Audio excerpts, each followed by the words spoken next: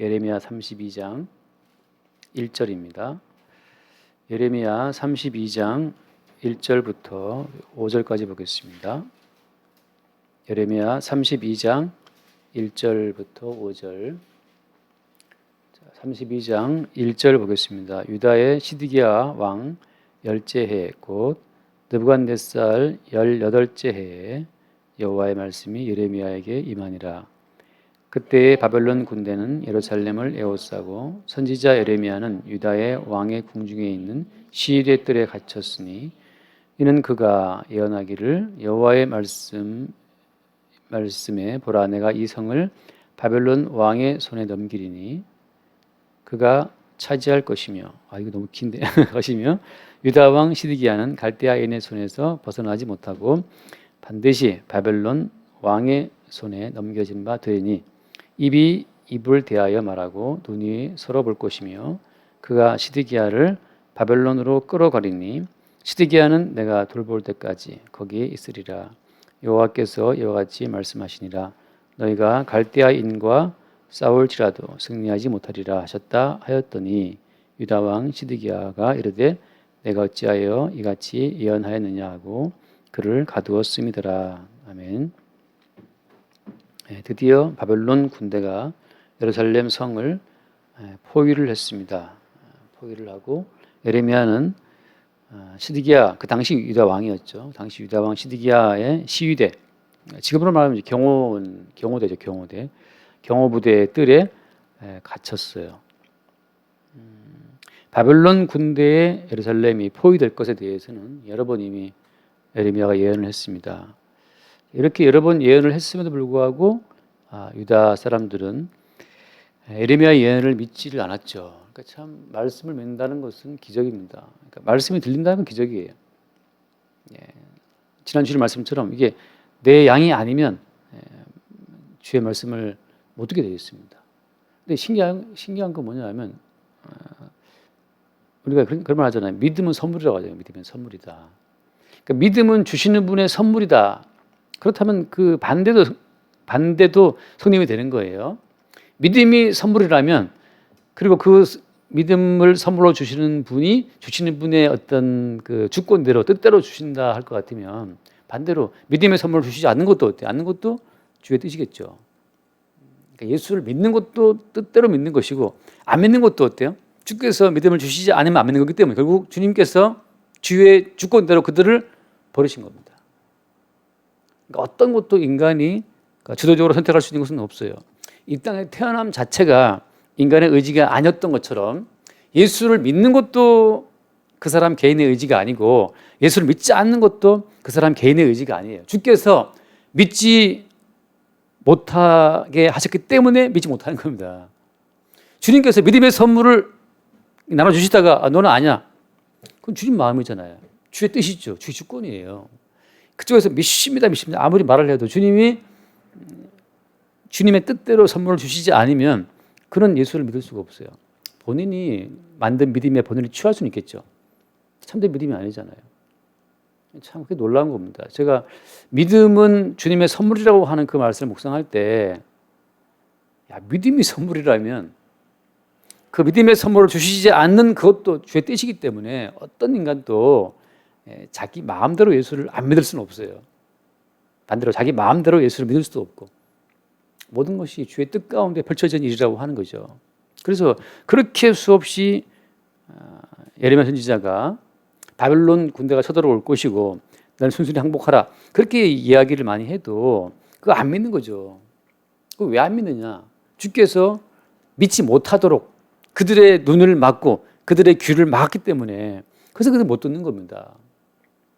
우리가 그 했던 말씀처럼 우리 이사야서 6장에 나오는 그 유명한 말씀 있잖아요. 이 말씀을 앞부분만 보고 수없이 오해들을 하고 있지만 예컨대 이사야 6장을 보면 거기 명확하게 어떤 주님의 의지가 드러나 있어요. 이사야 6장 예를 들어서 이제 이사야 선지자가 성전에서 여호와 하나님을 만났던 그 사건을 말씀하지 않습니까? 그래서 예를 들어서 8절 말씀에 6장 8절에 내가 또 주의 목소리를 들으니 주께서 내가 누구를 보내며 누가 우리를 갈고 그때 내가 이르되 내가 여기 있나이다. 나를 보내소서 하였더니 그랬죠. 자, 그래서 내가 여기 있나이다라고 이사야가 나섰을 때 그때 여호와께서 이사야에게 주신 어떤 사명이 뭐예요? 그 9절 말씀 보면 이사야 6장 9절 여호와께서 이르시되 가서 이 백성에게 이르기를 너희가 듣기는 들어도 깨닫지 못할 것이요 보기는 보아도 알지 못하리라 하여 이 백성의 마음을 둔하게 하며 그들의 귀가 막히고 그들의 눈이 감기게 하라. 염려하건대 그들이 눈으로 보고 귀로 듣고 마음으로 깨닫고 다시 돌아와 고침받을까 하노라.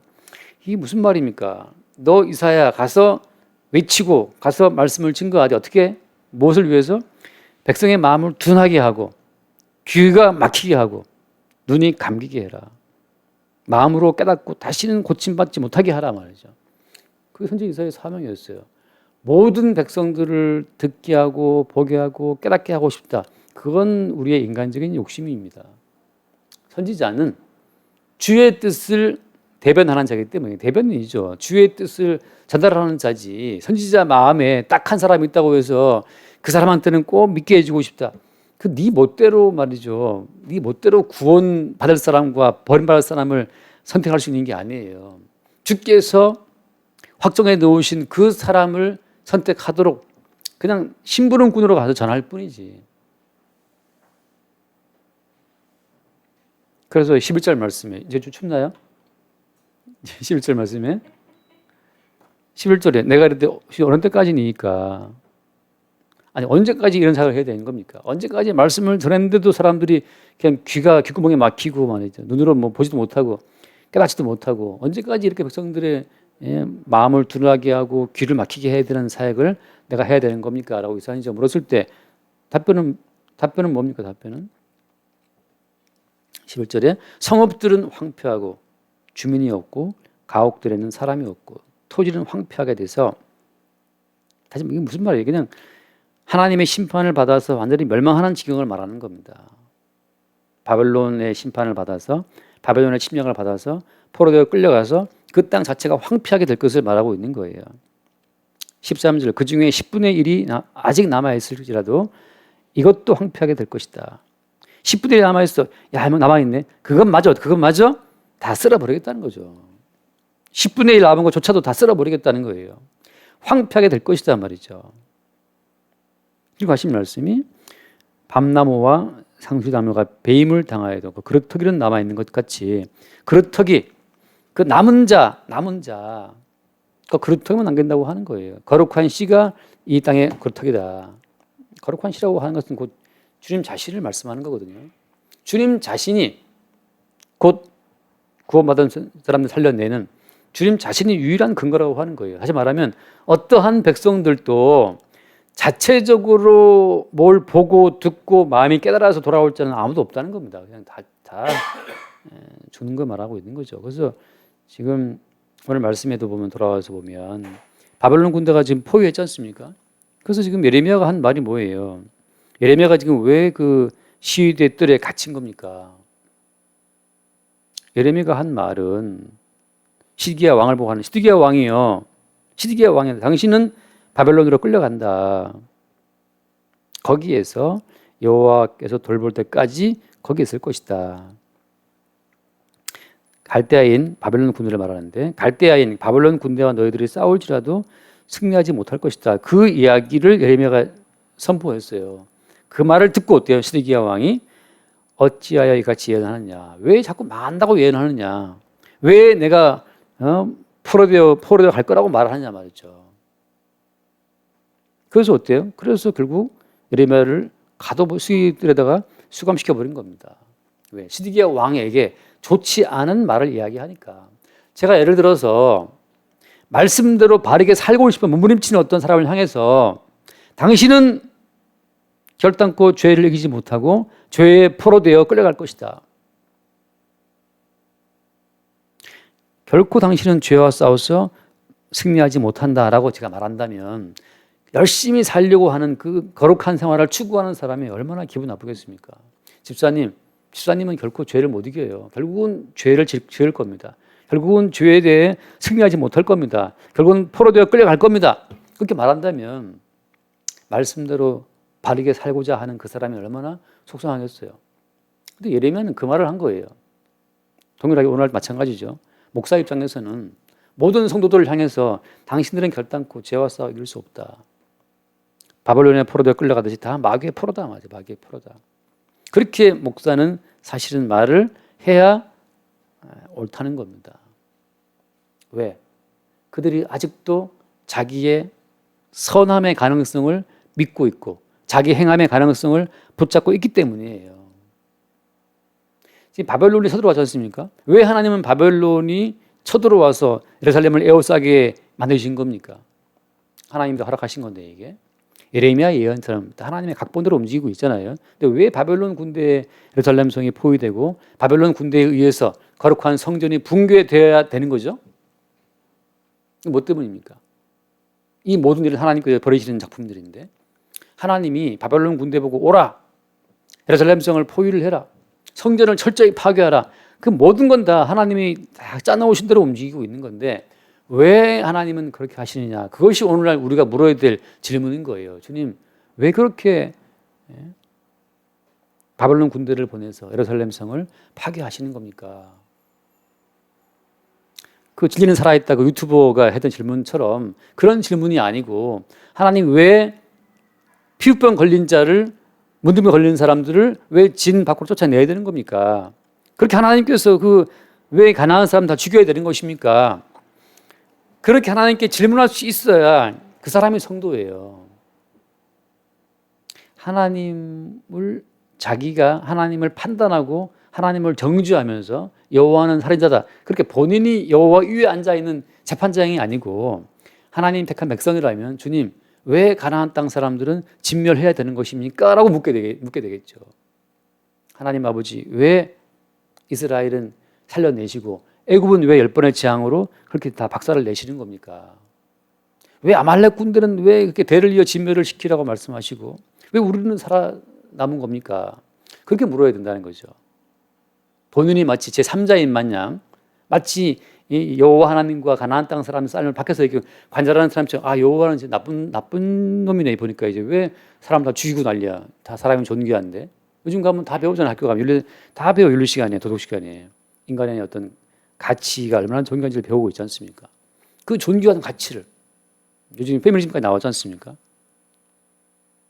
그 여성의 가치를 이렇게 존중해주고 아동의 가치를 존중해 이런 시대에 살고 있는데 우리가 여호와 하나님은 뭐 몇만 명을 그냥 쉽게 죽여버리지 않습니까?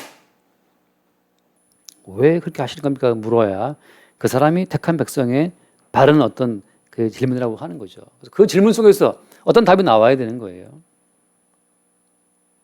하나님 보시기에 우리가 어떠하기에 죽어야 되는 것입니까? 사실은 그렇죠. 이스라엘 백성들을 가나안 땅 앞에서 그 가나안 땅 사람을 죽이도록 하신 그 이유는 사실은 어때 이스라엘도 가나안 땅 사람들과 마치 죽어 마땅하다는 사실을 이스라엘 백성들에게 알게 하시는 겁니다.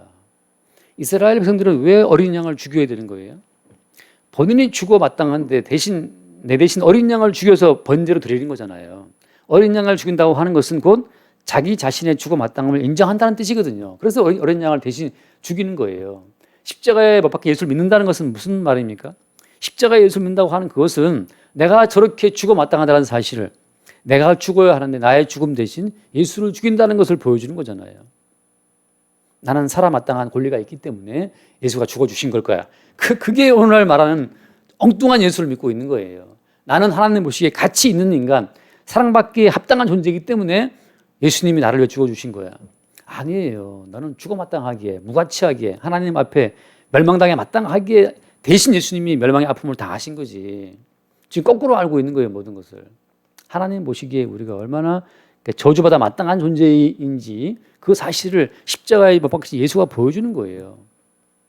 십자가 설 때마다 우리의 무가치함을 보게 되는 거죠. 오늘 말씀에 바벨론 군대가 에워싼 것은 뭘 보여주는 거냐. 이스라엘 사람들의 마인드가 바벨론화된 거예요.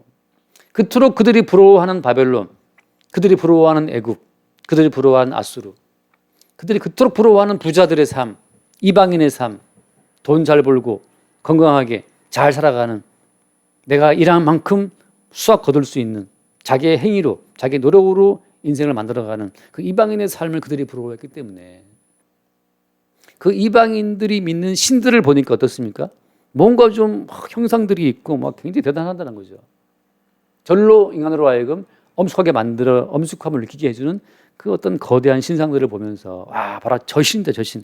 저런 신들을 믿으면 저렇게 부강한 나라가 될 수 있겠구나 라고 이스라엘 사람들이 얼마나 많은 우상을 수입해 드렸습니까? 뭐 때문에? 이방인들처럼 잘 살고 싶어서, 부자가 되고 싶어서 그들의 어떤 삶의 방식을, 가치를 따라가는 거죠. 오늘날 교회에도 다 들어와 있지 않습니까? 네가 기도한 만큼, 하나님을 감동시킨 만큼 복 받는다. 인간의 행위가 원인이 되어서 뭔가 어떤 결과를 창출할 수 있다고 하는 그 믿음이잖아요. 네가 노력한 만큼 네가 심만 거둔다라고 하는, 인간의 행위를 심어서 인간이 기대하는 복을 받겠다라고 하는 바벨론의 가치가 다 이스라엘 가운데 침투되어서 퍼져 있는 거죠. 그걸 부러워했기 때문에 하나님께서는 바벨론 군대로 하여금 그렇게 니들이 부러워하는 바벨론을 한번 당해봐라.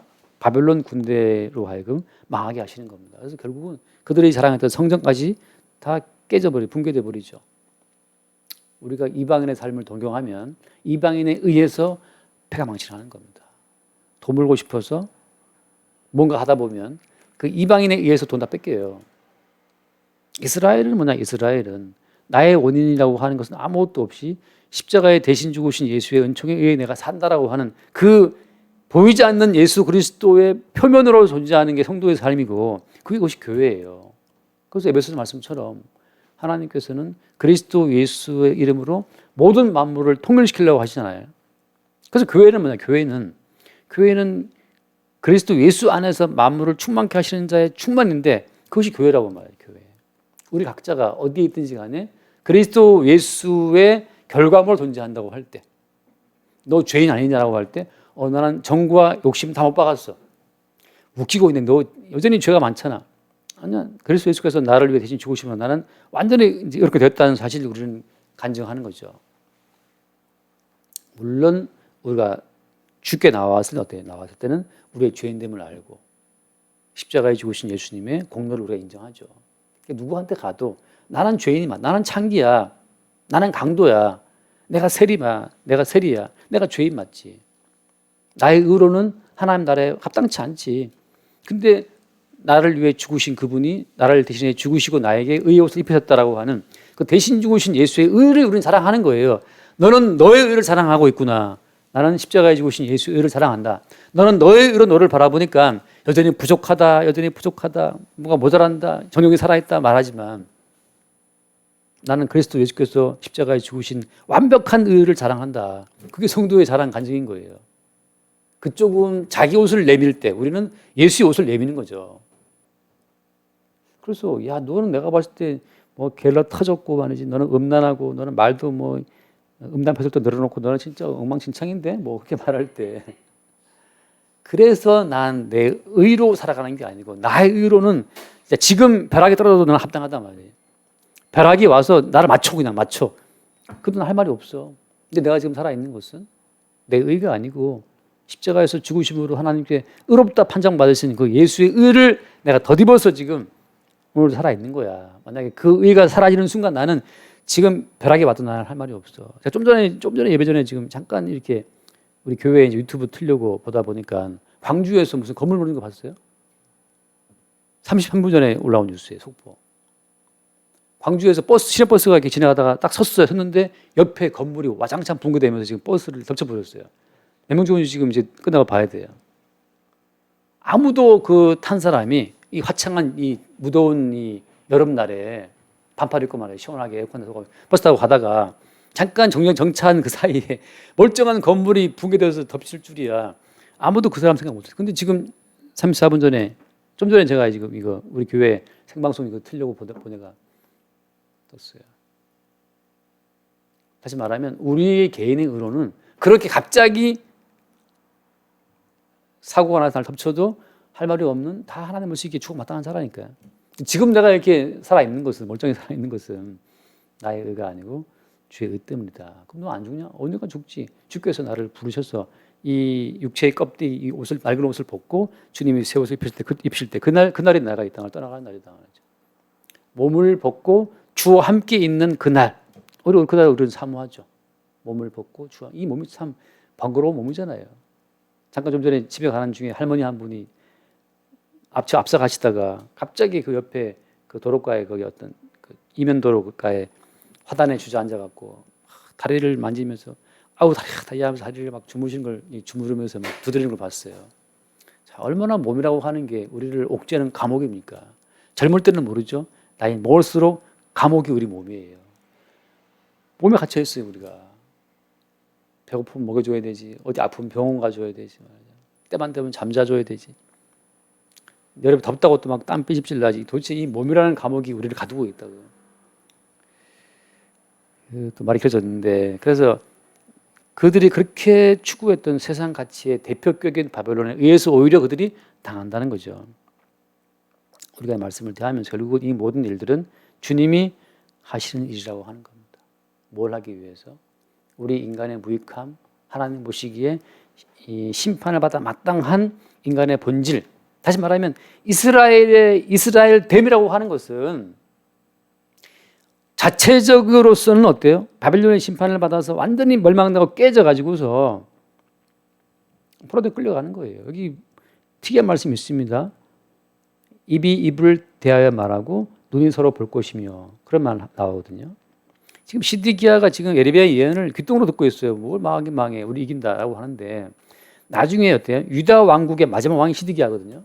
이 시드기야가 어떻게 끌려가냐는 포로로, 시드기야 왕 앞에서 시드기야 아들들을 다 죽여요.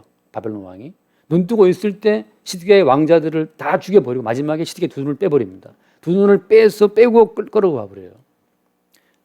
눈으로 생생히 봐요. 예레미야의 예언 그대로 정말 자기를 포로 잡아오는 바벨론 왕을 직접 눈으로 본다는 거죠. 눈으로 보고 눈 뽑히고 끌려가요. 마지막으로 자기가 기다려 걸었던 왕자들 다 죽임을 당하고, 그러니까 마지막 본 것이 자기 아들의 죽는 걸 본 거예요. 최대의 비극이죠. 입이 입을 대하여 말하고, 바벨론 왕의 선포 앞에 시드기야는 두 눈 뽑히고 애들 다 죽는 것을 보고 끌려가는 그 어떤 모습을 선명하게 말하고 있는 겁니다. 다시 말하면 우리 모두는 다 이스라엘 됨이라고 하는 것은 자체적으로서는 그냥 망할 조건밖에 없어요. 그 위에 더 씌워진, 날마다 그들을 위해 제단 위에 죽임 당하는 그 정결한 제물의 희생으로 말미암아 이스라엘이 그동안 이스라엘로 존재해 왔던 겁니다. 성전에 매일 들어지는 정결한 짐승의 제물로 말미암아서 우리가 오늘 말씀을 대할 때마다 나의 나됨이라고 하는 것은 내가 나를 봐도 알잖아요. 우리가 얼마나 부족하고 얼마나 인내심이 없고 얼마나 가벼운지, 우리가 가벼운지, 얼마나 무지하고 지혜도 없고 지식도 없고 막말을 일삼는지 우리가 알죠. 막말 지금 이준석하고 나경원 막말하고 그러는데 막말 대가들입니다. 우리 모두가 다. 그러나 우리 위에 뿌려진 예수님의 정결한 피로 말미암아 성도됨은 있는 거예요. 여기에서 우리가 잠시라도 그 예수님의 피의 가치를 멸시하는 것은 뭐냐? 자기의 행위에 어떤 가능성의 무게를 둘 때 그게 바로 십자가에 죽으신 예수를 멸시하는 거예요. 너희가 예수 그리스도를 멸시한다. 예수 십자가의 원수로 행한다. 십자가의 원수가 뭐냐? 인간의 행위의 가능성을 두고 행위를 경영할 때, 그 행위의 가치가 있는 것처럼 이야기할 때, 아니에요. 예배 나올 때마다 우리 행위의 가치를 부정당해야 되고 새롭게 재규정 받아야 됩니다. 네가 가지고 있는 너희는 하나님 보시기에 아무 쓸모없는 누더기 같은 이다. 그럴 때 비로소 우리가 주께서 우리를 이스라엘로 세우시는, 예루살렘으로 세우시는, 그리스도 예수의 신부로 세우시는 예수 신랑의 살과 피로만 형성된 그 순수한 신부의 모습 드러나는 거죠. 그렇게 날마다 우리가 성령으로 말미암아 우리에게 슬며시 다가오는 내 존재 가치, 행위의 가치를 슬며시 이렇게 북돋으려고 다가오는 그 마귀의 미혹들을 예수 이름으로 끊어버리고, 나의 나된 것은 오직 십자가에 죽으신 예수의 은총이다. 나의 나됨은 신랑의 살과 피다라고 하는 것만 자랑할 수 있게 되길 바랍니다. 기도하겠습니다. 존귀하신 주님, 마침내 바벨론에 의해서 예루살렘이 포위되는 것을 봅니다. 예레미야의 예언이 실현되는 것이요, 끝까지 이 예레미야의 예언을 무시한 자들도 있음을 우리가 봅니다. 주여, 이미 우리에게 심판된 선언된 그 심판이 십자가를 통해 이루어진 것을 믿게 하시고 이미 우리가 예수와 함께 죽은 자임을 보게 하시며 지금 우리가 살아가는 것이 나로 인한 것이 아니라 십자가에 죽고 살아나신 그리스도 예수로 인해 살아가는 것임을 매 순간 새롭게 보게 하여 주옵소서. 우리 주 예수 이름으로 기도드리옵나이다. 아멘.